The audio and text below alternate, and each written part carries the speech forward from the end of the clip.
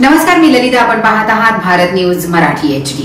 आपण जात आहोत पुण्याच्या स्टुडिओ नंबर 3 मध्ये पाहायला धडक पे धडक. ऋषिकेश सह आपण पाहूया धडक पे धडक. लाभले आम्हास भाग्य बोलतो मराठी, लाभले आम्हास भाग्य बोलतो मराठी, जाहलो खरेच धन्य ऐकतो मराठी, जाहलो खरेच धन्य ऐकतो मराठी. एवढ्या जगात माय मानतो मराठी, एवढ्या जगात माय मानतो मराठी. नमस्कार, मी ऋषिकेश शेलार. आपण पाहताय भारत न्यूज मराठी HD. धडक बेधडक या शो मध्ये तुमचं मनापासून स्वागत. तुम्ही म्हणाल, आज मराठीचा इतका गोडवा तुम्ही का गाताय?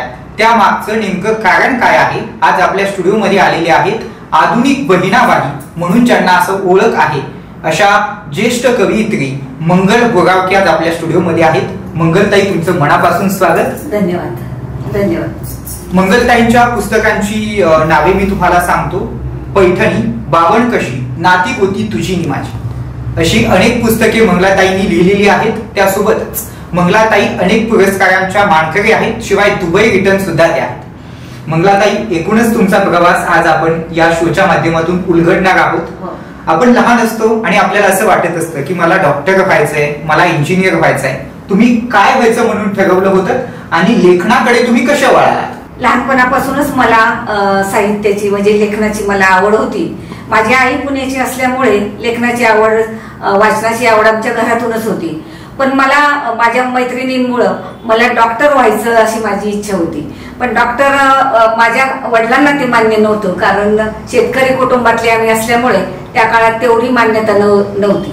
आणि सातच्या घरात असं आमचं कौटुंबिक वातावरण होतं, कारण एकत्र कुटुंबातले आम्ही असल्यामुळे त्यावेळेला फार शिक्षणाचं महत्व एवढं नव्हतं. आणि तरी मी हुशार असल्यामुळे आई मला म्हटली की नाही, हिला शिकवायचं. म्हणून मी कॉलेजचं शिक्षण 1981 मध्ये मी पूर्ण केलं आणि BA मराठी मधून घेतलं. मराठी विषय हा माझा आवडता विषय आहे. त्याच्यामुळं मला साहजिकच मराठीची सगळी लेखनाची, साहित्याची आवड मला लागलेली. आणि काय ठरवलं होतं तुम्ही लहानपणी, काय व्हायचंय? डॉक्टरच व्हायचं होतं मला. बापरे. माझ्या मनात डॉक्टरच होतं. पण माझी मैत्रिणी सगळ्या त्यांनी स्पेशल मराठी घेतलं आणि मी पण मग मला ती आवड आधी होतीच वाचनाची, तर मी पण मग त्यांच्या बरोबर मराठी घेतलं आणि खूपच गोडी लागली मग मला. आणि लग्नानंतर मला शेतकरीच कुटुंब मिळाल्यामुळे मला ते माझ्या आयुष्यात फार महत्वाचं ठरलं, कारण त्या ग्रामीण भागात नाळ माझीशी जोडली गेली. आणि मी माझ्या अंतर्मनाने मी त्या बायका माझ्या ग्रामीण भागातल्या जरी लांब राहत असल्या तरी सणावाराच्या निमित्ताने आम्ही एकत्र यायचो. अंतर्मनाने मी त्यांच्याच जवळ असायचे. निश्चितच मंगलजी, यावरच अनुसरणीत तुम्हाला प्रश्न विचारायचा आहे महिलांच्या जिव्हाळ्याचा. पैठणी म्हटलं की महिलांना त्याची खूप मनापासून ओढ असते, मनापासून त्याची आवड असते. मंगलजी, खरं तर तुम्ही पैठणी पुस्तक लिहिलेलं आहे, त्या मागची नेमकी मीमांसा काय आहे? पैठणी म्हणजे महावस्त्र. पैठणी म्हणजे एका पिढीने दुसऱ्या पिढीला दिलेला सामाजिक सांस्कृतिक वारसा. पैठणी म्हणजे अगदी लहानपणापासून सर्व स्त्रियांच्या जीवनात ती पैठणी कधीतरी येतेच. तशी ही जुनी पैठणी. ही पैठणी वस्तू संग्रहालयामध्ये, म्युझियम मध्ये सुद्धा ठेवली गेलेली आहे, कारण तिला तेवढा आपल्या महाराष्ट्रीयन संस्कृतीमध्ये, भारतीय संस्कृतीमध्ये मान आहे. म्हणून मला असं वाटलं की पैठणीचे धागे जसे एकत्र गुंफले जातात आणि ते वस्त्र, महावस्त्र तयार होतं, तसंच हे आपलं साहित्यातली ओवी, उखाणे जे असतात ते सुद्धा शब्दरूपी जर आपण एकत्र केले तर ते एक छान साहित्याची एक देणगी किंवा एक पुस्तक असं तयार होईल. आणि म्हणून मला असं वाटलं की आपण काहीतरी लिखाण करावं आणि त्या पुस्तकाला नाव मी पैठणी दिलं. निश्चितच. आणि मंगलजी, तुमचं साहित्य फार दुबई पर्यंत पोहोचलेलं आहे. एकूणच कसा प्रेक्षकांचा देखील प्रतिसाद होता? म्हणजे साहित्य हे जुन्या काळातलं जुनं ते सोनं आहे खरं हे. आणि हे काळाच्या ओघात दडपलं जात आहे. आता आधुनिकीकरण या माहिती तंत्रज्ञानाच्या युगात आपण बघतो, आपण एका क्षणात आपण सगळीकडे म्हणजे संपर्क साधू शकतो. पण पूर्वीच्या काळी तसा संपर्क नव्हता. पण त्या बायकांनी ज्या मुखोद्गत त्यांच्या त्या ओव्या, उखाणे असायचे त्या सहज म्हणायच्या आणि त्या काही लिखित स्वरूपात काहींनी ठेवले आहेत आणि त्या बायकांपर्यंत जाऊन मी त्या गोळा केल्या, त्यांच्या घरी पोहोचले, त्यांच्या चुलीला लाकडं घातली, त्यांच्या बाळाला मांडीवर घेतलं आणि म्हटलं मग आता ओवी म्हणा. तर एक जण सहजच अशी म्हणायला लागली, चूल पेटलेली होती, दोर होता, सोन्याची काठवट, रुपयाच्या बाह्या आणि भाकरी थापटे सद्गुरुरायांची अनुसया. तर मला ती इतकं आवडलं, मला इतकी ओढ लागायला लागली की अशा ह्या बायकांजवळच्या ह्या तोडक्या मोडक्या शब्दात जरी त्या काही सांगत असल्या आपल्याला तर आपण त्याचा संदर्भ लावायचा, आपण त्याचा अर्थ लावायचा आणि हा समाजाचा जो ठेवा आहे तो समाजापर्यंत पोहोचवण्याचा आपण प्रयत्न करायचा. हे संकलन मी सगळं या जुन्या बायकांपर्यंत केले आणि मी ते त्यांच्याकडून घेऊन माझं ते पैठणी पुस्तक तयार केलं. आणि तुम्ही आता दुबईला तुमचं साहित्य गेलेले त्याबद्दल काय सांगाल? म्हणजे आपली महाराष्ट्रीयन संस्कृती ही परदेशात जगाच्या बाहेर गेलेलीच आहे आणि तेथेही तिथली ती मंडळ आहेत, त्यांना ही साहित्याचा हा ठेवा अतिशय आवडला आणि ती पुस्तकं त्यांनी मला मागवलेली आहेत. आता तुम्ही पैठणीचा उल्लेख केलाय, पैठणीवरती एखादी ओवी किंवा एखादं जुनं गाणं काही आठवते तुम्हाला? मला शांताबाई शेळकेंची कविता आठवली. वा, क्या बात आहे. शांताबाई म्हटलं की अगदी एक प्रेमळ सजग कवयित्री गीतकार आपल्या डोळ्यासमोर येते. निश्चितच खूप आवडेल आम्हाला. फडताळात एक गाठोडे आहे, त्याच्या तळाशी अगदी खाली, जिथे आहेत जुने कपडे, कुंच्या टोपडे शेले शाली, त्यातच आहे जपून ठेवलेली एक पैठणी. वा, निश्चितच. आणि तुम्ही आता शांताबाईंचं हे म्हटलात ना, अंगावरती अगदी शहारे आली. पैठणी म्हणजे खूप महिलांच्या जिव्हाळ्याचा विषय. आणि मंगलजी, मला वाटतं तुमची आणि शांताबाईंची एकदा भेट झाली होती, तो प्रसंग तुमच्यासाठी कसा होता? कारण शांताबाईंना आम्हाला तर कधी भेटता आलं नाही, आम्ही इतकं लहान वयाचे होतो त्यावेळेस, शांताबाईंचं निधन झालं त्यावेळेस, किंबहुना आम्ही जन्माला पण नसू आलो. पण तुम्ही शांताबाईंना भेटल्या, तो अनुभव नेमका कसा होता? संपूर्ण महाराष्ट्राची जनता तुम्हाला बघतीये. अगदी अविस्मरणीय असा तो माझ्या जीवनातला तो क्षण आहे. आमच्या शांताबाई शेळके कवयित्री जेव्हा आमच्या शारदानगरला आल्या बारामतीला, तेव्हा गाडीतून उतरताना मी त्यांना हात दिला, तर त्यातली वळून लगेच माझ्याकडे बघितलं. त्यांना एवढा आनंद झाला. मग मी इरकली साडी घातलेली, तर त्यातून त्या म्हटले की तुमची साडी फार छान आहे. तर मला लगेच त्यांच्या मनाच्या कोपऱ्यात गेल्यासारखं वाटलं आणि मला तर हात धरलेला होता, तर मला असं वाटलं त्या जणू काही मला सांगतायत आता ही लोकसाहित्याची पैठणी, ही परंपरा, ही संस्कृती, तू जसा माझा हात धरलास तसाच ह्याचा साहित्याचा हात धर आणि हा संस्कृतीचा ठेवा पुढच्या पिढीला दे. त्यामुळे मला तो आनंद माझ्या जीवनातला फार मोठा आनंद आहे. कारण भेट होणं म्हणजे दुर्मिळ म्हणजे होतं खरं म्हणजे. आणि ती गोष्ट मला कधीच मी विसरू शकत नाही. म्हणजे निश्चितच आज सोनियाचा दिन, तुमच्यासाठी तो दिवस होता शांताबाई ज्यावेळेस तुम्हाला भेटला. शांताबाईंची कविता मला या क्षणी आठवते. बाईच्या ओठाड दडलेली असते गडणी, बाईच्या ओठाड दडलेली असते गडणी, वगवर असणे आणि आतल्या आतकोडणी, आल्या गेल्यांचा सत्कार बाई स्वतःच करते, आल्या गेल्यांचा सत्कार बाई स्वतःच करते, देहाचा काम करून अवघड घर तोलते.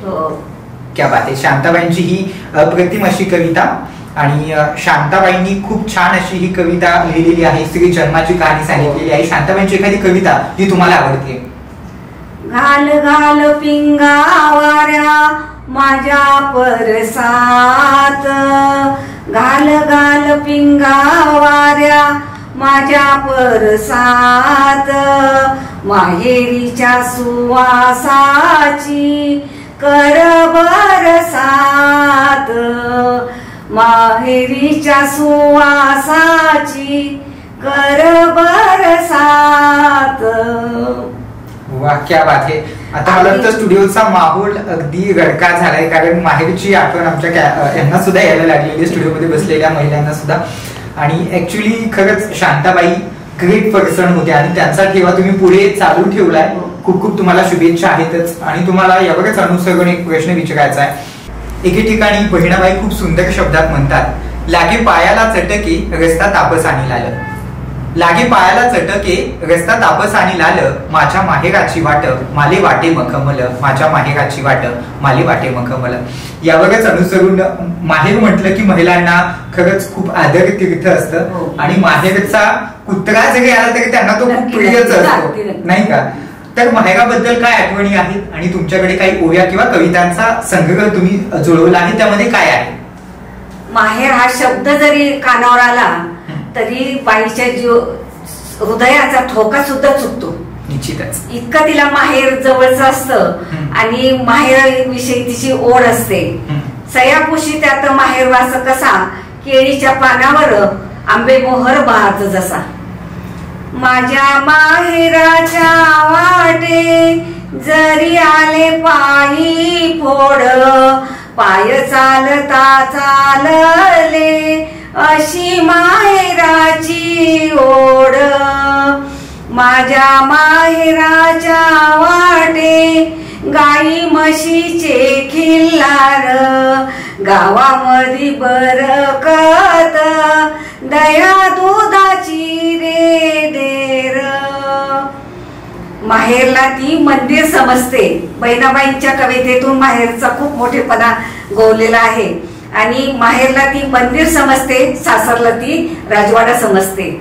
माहेरला ती नदीच्या काठावरचं तीर्थ समजते, सासरला दुसऱ्या काठावरचं तीर्थ समजते.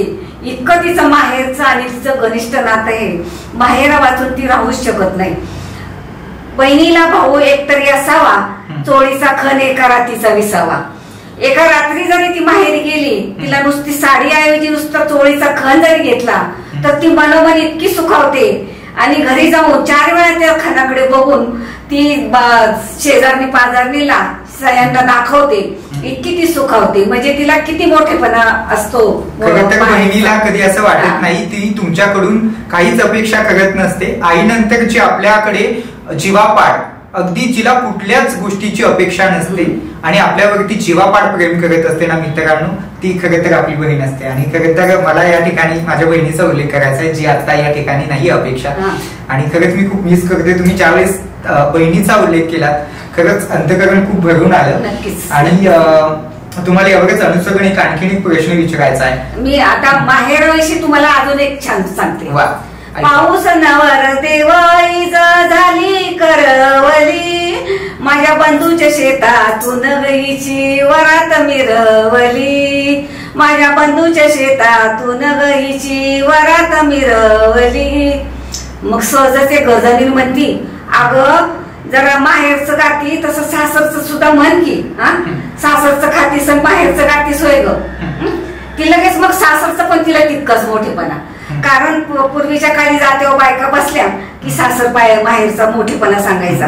कारण तोड बांधून बुक्याचा मार असायचा. मनात कडू कारलं शिजत असलं तरी वाक मात्र गोडच दाखवायला लागायची. म्हणून ती सासू सासऱ्यांचं तर लगेच म्हणते सासून सासरे ग माझे देवाऱ्याचे देऊ देवाऱ्याचे देऊन मी जोडीन फुल वाहू देवाऱ्याचे देऊन मी जोडीन फुल वाहू. इतका तो मोठेपणा सासू सासऱ्यांचा माहेरचा असायचा. थोराला माझा लेको ग जसा वाड्याचा कळईस दाखली माझी बाई ग जशी दारीची तोळईस. टाकला माझा दिरवैनी मनयाला जातो न बंधू पाठच साजतो.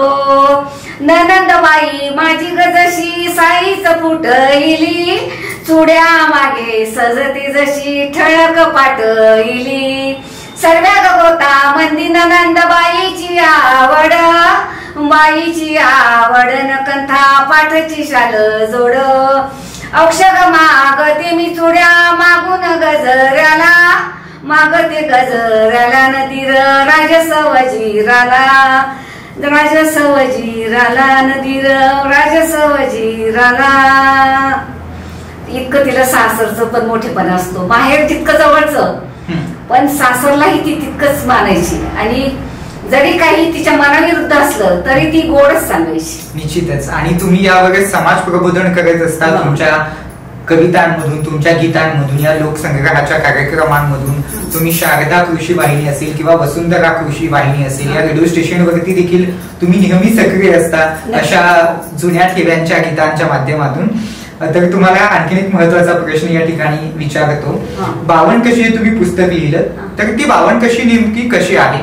आपण म्हणतो की सोनं 52 कशी. हो हो नक्की. कसं आहे 52 कशी म्हणजे अस्सल सोनं, प्युअर सोनं, जुनं ते सोनं. आता 52 कशी सोनं जसं जितकं आपण उजळू तसं ते उजळत राहते. तसंच ही ओवी, ओखाणे हा साहित्याचा जो प्रकार आहे तो उजळत ठेवण्याचं काम आपलं आहे. आणि हा साहित्य प्रकार 52 कशी सोन्याप्रमाणे उजळत राहावा, तो पुढच्या पिढीला देता यावा म्हणून हा समाजाचाच ठेवा समाजापर्यंत पोहोचवण्याचा मी प्रयत्न केला. आणि ते उजळत ठेवण्याचं काम आणि मराठी विषयी साहित्याच्या विषयाविषयी किंवा मराठी भाषेविषयी जी आवड लोकांपर्यंत पोहोचावी किंवा मराठी भाषा तितकी जागृत राहावी म्हणून मी खूप प्रयत्न केला. एखादी जुनी ओवी किंवा काही आठवते आता या क्षणी? लेक चालली नांदायला आई झाडाच्या आडदड, काळजाचा गड गेला डोंगराच्या आड, काळजाचा गड गेला डोंगराच्या आड. लेक चालली नांदायला बाप म्हणतो जाग बया, आईची ग वेडी माया जाती लांबर घालावया, आईची ग वेडी माया जाती लांबर घालावया. लेक चालली नांदायला डोळे काग झाले लाल, हिरकणी मैना माझी गेली ग बाई काल, हिरकणी मैना माझी गेली ग बाई काल, गेली ग बाई काल. वा, अगदी माहोल खरंच डोळ्यातून अश्रू आणणारा होता. आणि आजकाल कसं होतंय ना की मला वाटतं टोटली आपले प्रेक्षक ज्यांनी ही कविता आता जे आपल्या टीव्ही वरती लाईव्ह बघत असतील ते अगदी थक्क झाले असतील. आणि ज्या मुली नांदायला जातात, ज्यांचं नवीन लग्न झाले असेल, मला तर वाटतं त्यांच्या डोळ्यातून खरंच अश्रू दाटले असतील. कारण आईचं काहीच कसं असतं ती एक आईच जाणू शकते, नाही का? निश्चितच आता एक महत्वाचा प्रश्न या ठिकाणी विचारायचा आहे की आपण आता फ्लॅट संस्कृतीमध्ये राहतोय आणि फ्लॅट संस्कृतीमध्ये आता विभक्त कुटुंब पद्धती जन्माला आली आहे. पहिल्यासारखं एकत्र कुटुंब पद्धती नाही. आजी आपल्या नातवडांना माझ घरात रामाच्या, कृष्णाच्या, अर्जुनाच्या गोष्टी सांगण्यासाठी तयार असते, पण नातू मात्र मोबाईलवरती चिंगाट गाणं लावून भोंगाट नाचण्याच्या तयारीत असतो. तर याच्यामुळे कुठेतरी सैराट सारखा प्रकार जन्माला येतो. तर तुमच्या नाती गोती तुझी नि माझी या पुस्तक याच्यावरतीच आधारित आहे का काही त्याचा वेगळा क्लायमॅक्स आहे? गंध असावा सुगंध, भाव असावा आपुलकीचा, नात्यांमधली बिन घडविते सुसंवाद हा परस्परांचा. आपण समाजात वावरत असताना अनेक प्रकारची नाती आपण सांभाळत असतो. सामाजिक असेल, सांस्कृतिक असतील, कौटुंबिक असतील, लग्नाच्या निमित्ताने येणारी सगळी नाती असतील, आपलं उमऱ्या बाहेरचं गणगोत असेल, ते सुद्धा आपलं जवळचं नातं आहे ते असतील, रायरंग असेल, वासुदेव असेल, ही सगळी आपली ही उमऱ्या बाहेरचं जरी गणगोत असलं तर ती आपल्या नात्यात ती समाविष्ट आहे. आणि ही नाती होती ही मुलीला मी सांगितलं की हे नातं जे आहे लग्नानिमित्ताने तयार होणारे, तू ज्या घरात जाशील ते नातं तू सांभाळायचंय. तुझ्या घरात तू जशी बहीण भाऊ आहे तसंच त्या घरात ननंद आणि दीर असणार आहे, तर त्या दोन्ही भावा बहिणींना तू सांभाळायचंय. म्हणजे हे नातं होतं. मी त्या नाती होती तुझी नि माझी पुस्तक जे लिहिलं ते लग्नावर लिहिलेलं आहे. पूर्ण मुलगी वयात आल्यापासून तर मुलगीची पाठवण करेपर्यंतचा क्रम त्यात आहे. आणि त्यात अगदी लग्नाचा गहना भरणं असेल, जात्यावरच्या ओव्या असतील, साखरपुडा समारंभ असेल, हळदी फोडणं असेल किंवा वरमाई असेल, रुखवत असेल आणि तिची 4 सण असतील, तिची पाठवण असेल, हे सगळं मी त्या जवळजवळ 90 विषय मी त्यात समाविष्ट केलेले आहेत. आणि जणू काही आपण लग्नाच्या कार्यातच आहोत असं पुस्तक वाचताना आपल्याला वाटतं. म्हणजे मी मोठेपणानं नाही सांगत, पण ती इतके विषय मी त्यात समाविष्ट केले आणि अभ्यासपूर्वक केले. निश्चितच मंगलताई, खरं तर आजकालच्या आयांनी जर आजकालच्या मुलींना जर तुमच्यासारखं जर छान पैकी समजून सांगितलं तर मला नाही वाटत की महाराष्ट्रामध्ये सासू सुनेचं नातं जन्माला येईल. खरं तर सून आणि मुलगी किंवा आई असंच ते नातं व्हायला हवंय, नाही का? म्हणून मला वाटतं मंगलताईंचं हे पुस्तक जे आहे ते नक्की वाचा. आणि आजकालच्या महाराष्ट्रात आई जी असते ना मुलीची, ती मुलीला सांगत असते की म्हणजे काही महिलांची माहेराकडेच ओढ असते, ती सासऱ्याला कधीच आपलं मानत नाही. तर मला वाटतं त्या महिलांनी जर तुमच्या पुस्तकाचा आदर्श घेऊन किंवा तुमचा आदर्श घेऊन जर जीवनामध्ये मार्गक्रम केला तर मला वाटतं माहेर आणि सासऱ्यामध्ये कुठलाच वेगळा फरक नसेल. आता लग्नविधी म्हणजे लग्न समारंभ म्हणजे दोन घराणे एकत्र येतात. दोन घराण्यांना जोडणारा तो दुवा आहे. जीवनातील एक मंगल क्षण आहे. कारण गृहस्थाश्रमाची सुरुवातच लग्नाच्या कार्यापासून होते. तर लग्न घरात निघालं की शुभ कार्य असतं. निश्चितच. आता 1 मिनिट मला तुम्हाला थांबवायचं आहे. तुम्ही लग्नाचा विषय घेतलात आणि शुभ कार्याचा विषय घेतलात. आता इथे एक नाव झालं पाहिजे तुमचं. नाव तुम्हाला घ्यावं लागेल कारण तुम्ही खूप प्रसिद्ध आहात. त्यामुळे एक नाव तुम्ही घ्या. दानाशिवाय हात नाही, तुपाशिवाय भोजन नाही, सणांशिवाय संस्कार नाही आणि नवऱ्याचं नाव उखाण्यात घेतल्याशिवाय नवऱ्याच्या नावाला शोभा नाही. पुण्या मुंबईहून रुपये आणले हजार, पुण्या मुंबईहून रुपये आणले हजार, मोती पवळ्यांचा भरला बाजार. वजरती केलं गोंडेचार, वजरती केला गोंडेचार, वजरती मागती मोहनमाळ, मोहनमाळेला चौवडा, चौवड्याला मोती, नथ आणली रती, नथीची केली घडामोड, सोनाराची मोडली खोड.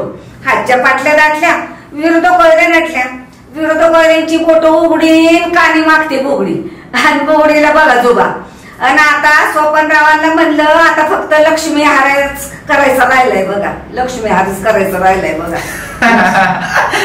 बघा आता म्हणजे ना खरंच काय म्हणत की संस्कार खूप महत्वाचे असतात. तुम्ही ज्यावेळेस नाव घ्यायला लागलात ना त्यावेळेस तुम्ही डोक्यावरती पदर घेतलेला मी बघितला. आणि खरंच प्रेक्षक मित्रांनो, ही खरं तर एक छान संस्कारांची शिदोरी मंगलताई पुढे घेऊन जात आहेत. आणि निश्चितच याचा संपूर्ण समाजानं याचा अवलंब करावा आणि त्यांच्या मार्गक्रमेवरती चालावं, जेणेकरून आपली संस्कृती, आपली भारतीय मराठी संस्कृती जपली जाईल. मंगलताई, तुम्हाला एक महत्वाचा प्रश्न विचारायचा आहे. तुम्ही आता कविता लिहिता, लेख लिहिता, वेगवेगळ्या पुस्तकांच्या माध्यमातून तुम्ही आता प्रकाश शोधात आलेला आहात. तुम्ही आजच्या तरुण पिढीला काय संदेश द्याल? तुम्ही मोबाईल मध्ये जे बघता ते तात्पुरतं वाचलं जातं, ते वाचलं जातं आणि डिलीट पण लगेच केलं जातं. पण तुम्ही ही पुस्तक रूपी जो ठेवा आहे ह्याचं जर वाचन केलं तर आपल्या ज्ञानात भर पडते. आपल्या ज्ञानात भर पडली म्हणजे साहजिकच आपलं व्यक्तिमत्व दृढ होण्यास किंवा व्यक्तिमत्व आपलं उच्च पातळीवर जाण्यास त्याची नक्कीच मदत होणार आहे. वाचन संस्कृतीमुळे जो वाचेल तो वाचेल. म्हणजे खरं म्हणजे वाचन संस्कार हा असलाच पाहिजे आणि पुस्तक रूपी हे करून हे पुढच्या पिढीला गेलं पाहिजे. नुसतं हे आपल्यापर्यंत राहून उपयोगी नाही, कारण हा ठेवा आहे आणि हा ठेवा आपल्याला पुढच्या पिढीला द्यायचा आहे. आणि मुलांनी म्हणजे सगळ्या मुला मुलींनी आजच्या पिढीने या काळाच्या ओघात हा सगळा ठेवा जरी दडपला जात असला तरी तो उजळत ठेवण्याचं तुमचं आणि आमचं काम आहे. आणि ते नक्कीच त्याचं वाचन करावं, पुस्तकांचं वाचन करावं आणि आपल्या जीवनात क्रांती घडवून आपल्या व्यक्तिमत्वात प्रगती घडवून आणावी. निश्चितच मंगलताई, खूप छान असं मार्गदर्शन तुम्ही केलं. आणि तुम्हाला एक आता आपण शेवटच्या टप्प्यामध्ये आलेलो आहोत.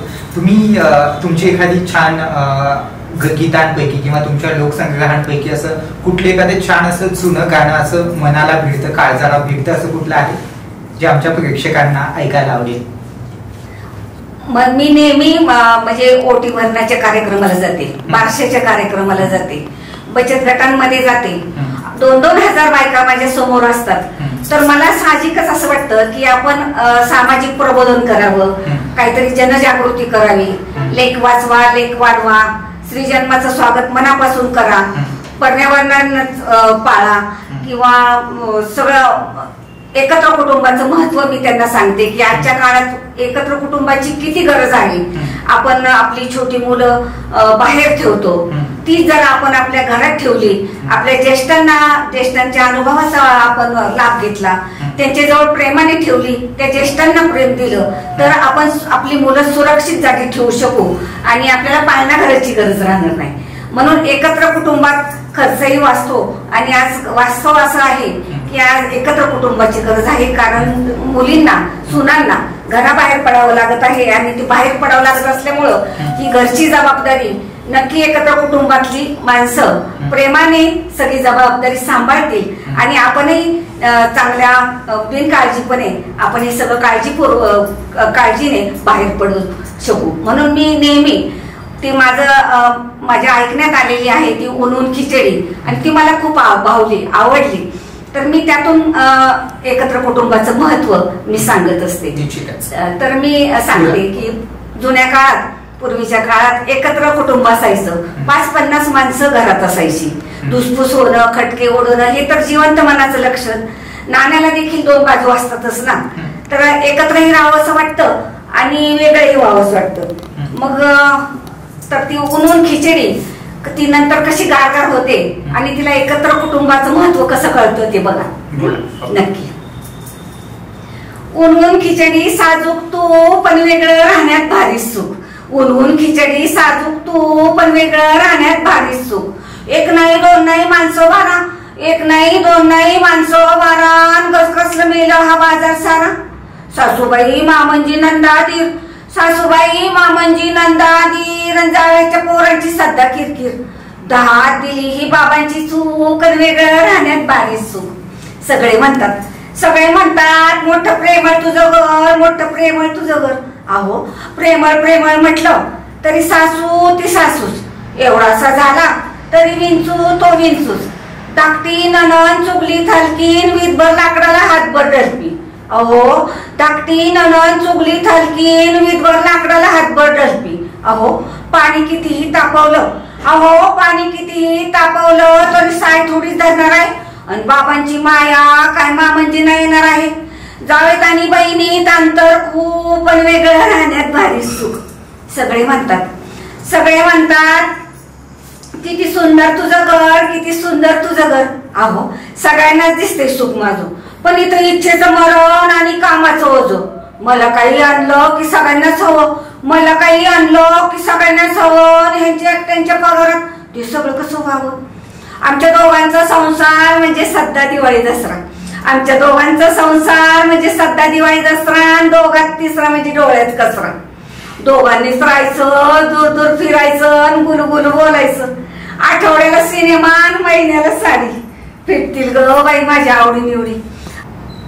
वा क्या बात आहे मंगलताई. अगदी तुम्ही विभक्त कुटुंब पद्धतीवरती तुम्ही 1 नंबर घणाघात केलेला आहे आणि मला वाटतं प्रेक्षकांना वेगळं राहण्यात आता निश्चितच काही सुख राहिलेलं नसेल हे प्रेक्षकांच्या 100% लक्षात आलेलेच असेल.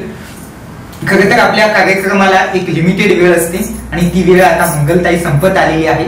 शेवट तुम्ही एखादं छान, मला वाटतं तुमच्या एखाद्या छान ओळीनं तुम्ही तुमचा समारोप करा. कोंबडा गाली साद गाव समद झालं जाग, गाव समद झालं जाग, गाव समद झालं जाग.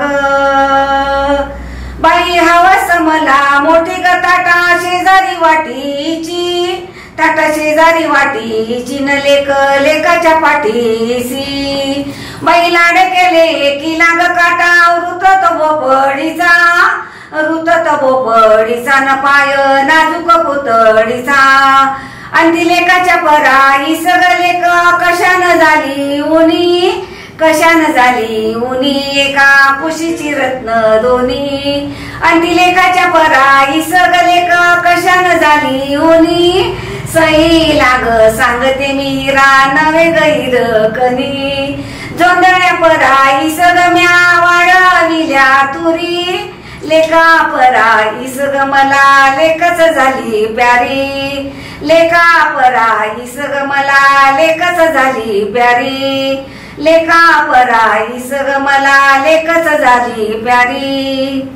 गाणा मी बरी ते ग तिळ तांदळाचा बाई घास, तांदळाचा घास सावळी मैना माझी, मैना मोतियाचा बाई गोस, मोतियाचा गोस, सावळी मैना माझी.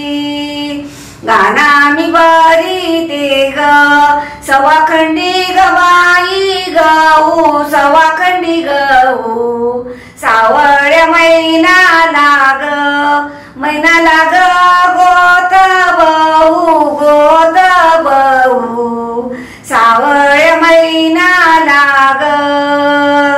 मांडवाच्या गवाई दारी बाजा वाजतो बाई थीर थीर, बाई थीर थीर, आजी नेसते आज चिर. मांडवाच्या गबाई दारी दुर्टी सुकली बाई पानाची, बाई पानाची, वरमाई रुसली बाई मानाची. मांडवाच्या गबाई दारी चिखल कशाचा ग बाई झाला, कशाचा ग झाला. वाह क्या बात है. आणि एकदम सुन्न करणारं वातावरण, थक्क करणारं वातावरण. आता क्लायमॅक्स तयार झाला होता. प्रेक्षक हो, यासह वेळ झाली इथेच थांबण्याची. मात्र मंगलताई, तुम्हाला पुढील वाटचालीसाठी खूप शुभेच्छा. आणि नक्की आज आपल्याला वेळ अपुरी पडते, पण आपण पुढच्या भागात नक्की तुम्हाला नक्की घेऊन येऊ आणि पुन्हा एकदा महाराष्ट्राला तुमच्या ओव्या, तुमच्या कविता आणि तुमच्या जुन्या आठवणी एकदा ऐकायच्या. निश्चितच मंगलताई नेहमी सामाजिक कामात अग्रेसर असतात आणि त्यांनी आज आपल्या धडक बेधडक मध्ये येऊन समाज प्रबोधनाचा वसा आणि वारसा दिलेलाच आहे. यासोबतच वेळ झाली इथेच थांबण्याची. तुम्ही मात्र कुठे जाऊ नका, पाहत राहा भारत न्यूज मराठी HD वरती. पुन्हा भेटूयात पुढच्या भागात. धन्यवाद.